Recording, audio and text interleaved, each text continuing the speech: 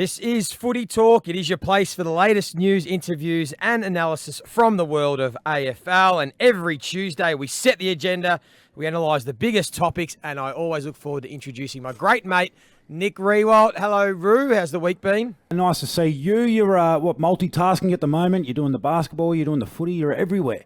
I am in footy mode, but I did cross over and head down to Hobart last night, down to the nest down there. The Tassie Jack Jumpers through to Game 3, so that's all good and well. But it was a big weekend for footy. We got the 4 games underway up in the northern states. I got to spend a few days in Sydney and just snuck away from the family for a couple of nights, Rui, which was quite nice. Told Erin it was work, and it was all good. But my big takeout, or one of the big takeouts from the first weekend of footy, and I'm not going to be one that's going to over-exaggerate too much, but we will dive into a few of the games. But I tell you what I reckon's going to happen this year.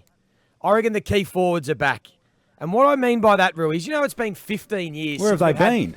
It's been 15 years. What are you talking about? It's been 15 years since we've had at least 5 players in a home and away season kick 60-plus goals. You know as well as anybody how much it dried up for the key forwards. So between 2017 years, so what was 2008, what was it was the, back in 2008 right. when we had a whole bunch of players kick 60-plus goals. That was when Roughhead and Franklin and probably yourself were around the mark, and all the key forwards, it dried up. So between 2017 and 2022, we're only averaging about 2 players a season that were kicking 60-plus goals. Low Coleman totals. Low Coleman totals. It crept back up to 4 last year. I think this year it'll be up over 6 or 7 players that'll kick 60-plus goals. I'm just looking across the competition, and I'm talking about the King boys that are ready to break out. We know about the familiar names like Cameron and Hawkins and Tex Walker, who are all still capable of kicking 60. You've now got your Jamaras and Nortons coming through. You've got Mitch Lewis, it's possible. Nick Larkey's going to be there. Mitch Lewis at Hawthorn. Oscar Allen could do it at the West Coast Eagles. We know about McKay and Curnow as well. I just think this is going to be the year. The way the game has evolved, and we're now got a transition game, and the ball movement and the speed and everyone trying to get it inside 50. I can see these key forwards kicking a lot of goals this year, and I think it's going to excite the footy fans that have been craving. We might not get 100 yet. We won't get 100 goals yet, but with the extra round of footy and these key forwards, I think we'll see lots and lots of goals from them. Jesse Hogan was brilliant on the weekend. McKay, Curnow, we'll touch on. A lot of goals being kicked. I like it, Joey. It's a good one. Good to see the big boys fire on the weekend. There were some good games from the big key forwards. I'm going to go for the biggest of the big boys from what I took out of the weekend. Big Mason. We know he's dominated the headlines over the past couple of days. And then we find out on the Monday that it's a beat-up. It's an absolute beat-up. So what I want us to do from here on in is, can we please exhaust all avenues of footage? All avenues of footage, so that 3 days after the fact, when a new angle emerges, I'm sick of this. We've got a new angle or new vision. Like we know, Joey, with the broadcast capabilities now, we know how the sausage is made. And a shout out to all the crew that are back of screen that do a wonderful job, particularly those at Fox Footy. That put the game on. But can we please exhaust all of the camera angles before a bloke gets crucified over 3 days and we come out and we find out that it was absolutely nothing? The same for tribunal vision. How does it always leak out 3 or 4 days later that there's another angle or there's another vision? Let's exhaust it all and just be able to deal with the issue properly once, rather than do it over 3 days, and Paul Mason got absolutely pilloried. So you want the full vision for context sake, to get it all Yes, for context. Just get it out. If it's a big talking point, like that was, well, then get it all out there for us. I'm going to shut my door real quick because some people in the office are just wondering what's happening over here. Right. It was really talking. I tell you what, you're spot on. I think Basil Zeplis agrees. I think Basil Zeplis agrees with you too, that's probably right. We should be getting the full context, the full picture before everyone piles on. And that's not ridiculous. That's not a bad one, because I did come in thinking it was overblown. Mason's Mason. He doesn't help himself, but there wasn't a heap in it, and there was some context around it, and we can all move on. It was a bit disappointing that was a big focus off the weekend's footy. Really? Yeah. I mean, I think for me, the issue was probably more around Mason's performance on the field. He really had no impact at all, and it brings me to that game, and we're certainly not going to overreact about Collingwood. They'll be fine, and for all the other games, but it just showed a little bit about the tools for Collingwood and their lack of depth. Now they've got some concerns like Ash Johnson, we know he's got talent, hasn't quite put it together yet. Mason Cox, he's another year older, and is he going to be able to step up? Not sure. And then down the other end, without Nathan Murphy and Jeremy Howe, of course, they had a youngster in Charlie Dean, but it just showed a little bit of a vulnerability with their tall and key position stocks. As I said, they will be fine. They were probably just slightly underdone. And to be fair, they were coming up against a Giants team that were absolutely humming. Well, that's it. It was a Giants team that pushed them to the very end last year. So we're not going to. I'm certainly going to focus more on the fact that I think the Giants are glass half full with their performance, rather than there's any issue with Collingwood. They still generated a stack of entries. They still applied really good pressure. So I think the bones of Collingwood's game are going to be absolutely fine. And I mean, the forward 50. It's 1 week. It's essentially the same forward line as last year, with probably an upgrade in Lockie Schultz. So I don't have any real concern with the Pies coming out of that one. Yeah, we will chat about the other games more after the break, but I think the weekend, if anything, and we're not going to over-exaggerate, we can't emphasise that enough, but it said more about the winners, I think, than it did the losers. So when we talk about Collingwood, Brisbane and Melbourne, for me, I'm still not concerned, but it's more about the winners. And I do want to get into those other games after this, because I want to ask you about Harry McKay. I know we spoke a lot about him last year and his goal kicking and the yips. Massive game. There was some conversations around there, but he was enormous. We'll touch on the other games as well. We'll get to that after this. If you are listening to Footy Talk and you do have a question for us, get on Instagram at footytalk_pod or on TikTok at Footy Talk Pod. We'll be back right after this. Rui, and hearing Harry McKay talk about the work he's done over summer and then to be able to execute under pressure, are you in the camp of, well done, let's give him his flowers? Or are you in the other school of thought of, well, so he should. He's paid almost $900 million a year. That's what he's paid to do.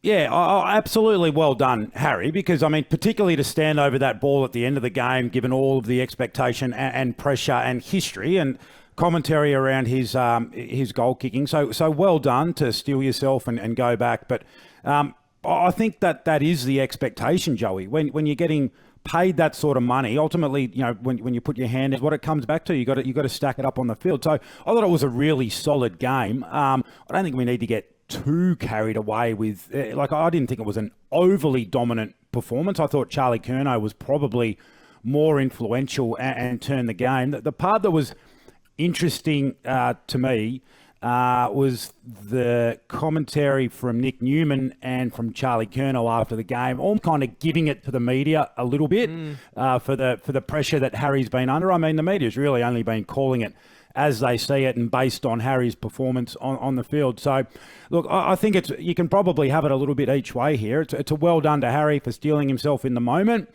But this can rear its head pretty quickly again too. We know that's been the case from a consistency point of view. So I don't reckon you want to go firing too many bullets the media's way, because that's something you'll never ever win as a player. And we learned that lesson as players along the way too. It is interesting because if there is criticism going a player's way or a club's way and they get asked about it, they all give the same response. Oh, we don't listen to the outside noise. We don't take any notice of it. We only worry about what's said internally. But then when it goes the other way and they think they can stick it up the media, they'll say, see, hey, now the media can get off their back. So they do listen to it. They do take it on board. But well done to Harry McKay. Let's hope he can continue that form and the Blues can continue that form. Hey, I want to ask you about a lot of noise about pick number 1, Harley Reid. He was on the back page of the paper again. This time it was a photo because I think he caught one in the gonads. And the back page was about a low blow for Harley Reid. And he was on his haunches. And then somehow they made a story. He's been on the back and front page more times than I've had breakfast in the last 5 years. You were a pick number 1 that came in with a lot of hype. Do you think it's fair what Harley Reid is going through? Is this now part and parcel of being pick 1? Or is this over the top? And it's too much for an 18-year-old that hasn't even played a game yet? It's over the top when you contrast what he's dealing with compared to what Cadman dealt with last year as the number 1 pick. So, I mean, the contrast and the difference between the two is absolutely staggering with respects to expectation. I think it speaks to the fact that Harley Reid is kind of a man in or a boy in a man's body, and he just looks ready to go, doesn't he? So I think a lot of this, how he deals with the expectation from a performance perspective, is going to fall back onto Adam Simpson. I really do, and how he uses Harley Reid. So if he adopts we're going to do the best thing for him mentality, well, then he'll get a stack of midfield minutes, and they'll probably play him a little bit off half back as well. Because we saw with players like Sheasel last year, She's the best player coming into the competition as a young guy last year, or is he afforded the best opportunity for him to work his way into an AFL career off half-back and find it 30 times every week? So I think if Harley Reid's going to be playing sort of a bit of a half-forward role, pinch hitting in the midfield, he's going to find it really difficult because it's harder to find the footy. The noise will come. It'll start to spiral. But if they just let him rip in the midfield, he finds it 20 times each week. The noise won't be there, and he'll be away, and he'll have a great career. So a lot falls on Adam Simpson's shoulders. Yeah, and I think there's an element he will play a bit of halfback too, for your exact same point. Just let him get a bit of footy, keep the pressure off, and not have too much expectations. Quick thought on opening round. Did you have a view? Do you think it was amazing? Well, I mean, the AFL said it was a roaring success. Well, knock me over with a feather. Were they ever going to say anything else? Exactly. But in terms of achieving the desired result, did it really, sink its teeth into that New South Wales market? I mean, they were there anyway. So, look, the games were great. I think the impact that will have probably on the Giants and their supporter base will be the most lasting, which is great because we know that's probably the toughest market of all. So great game of footy that they would have been pumped without the AFL. The question is the impact that it would have had for those northern states. How much did it really, resonate with them and help grow the football community up there compared to the compromise it's having on the competition? So Chris Scott last night in AFL 360 was really strong. He's saying it's so compromised. Just say it because now, and he was right, some teams have now got 2 buys throughout the AFL season, and some have only got 1 bye. Now, we know how important a bye is in getting a freshen up a couple of times throughout a year. So that's probably the question that a lot of footy fans are asking is the compromise to the competition, the compromise to the footy fans in Melbourne, the integrity of it worth the buy-in and the traction that they're trying to get in the northern states? It's a hard one to answer, isn't it, really? You don't know. Yeah, it's a hard one to answer. I don't think we'll be doing it next year. I don't think it's something that will become commonplace, but there's compromise everywhere. I mean, there's only a handful of teams that get to play West Coast twice this year, who everyone expects to be on the bottom. So, we can find compromise everywhere we want to look for it. And the last point too, just on a sad note, some of the severe injuries to happen out of opening round. So our thoughts are with Sam Doherty, who's had a wretched run, one of the great guys in the AFL. Kadeen Coleman, who was about to be a huge breakout player for Brisbane and a massive part of their premiership tilt with an ACL injury. Even Callum Ward coming up to 300 games, not far away, going to miss 8 weeks with a shoulder injury. It's the downside of footy. You had a severe injury early in a season in 2010. 2010? Yep. 2010, yeah. 2010. Yep. How's that like for a player when you've done all the preseason, you're raring to go, you're in a team that's a contender like Sam Doherty is, and all of a sudden you're going to miss, he's going to miss the whole season of footy. Yeah, so like not too dissimilar. I mean, I guess with an ACL, you're done.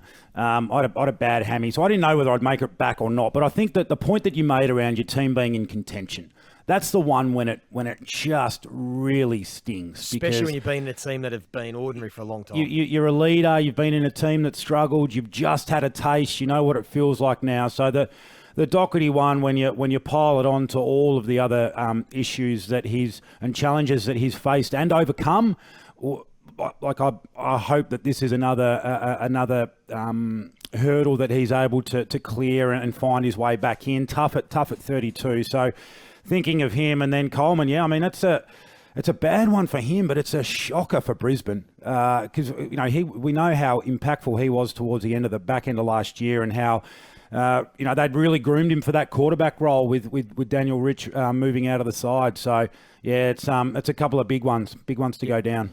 Yeah, well said. Hey, quickly too, shout out to Damien Hardwick and the Gold Coast Suns. Matt Rowell, one hell of a game. We know he's got that in him. 20 clearances.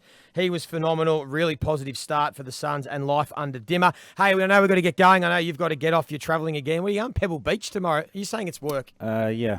Bit of work. Joey. Bit of work, bit of pleasure. Anyway, all right, we'll let you go. Yeah. Hey, hope you enjoyed today's edition of Footy Talk. If you are listening on Spotify, please hit the bell to be notified when we drop a new episode. Make sure you tune in tomorrow. Nathan Jones, the former Melbourne skipper, joins Abby Holmes and Jack Heverin to take a look from a player's point of view.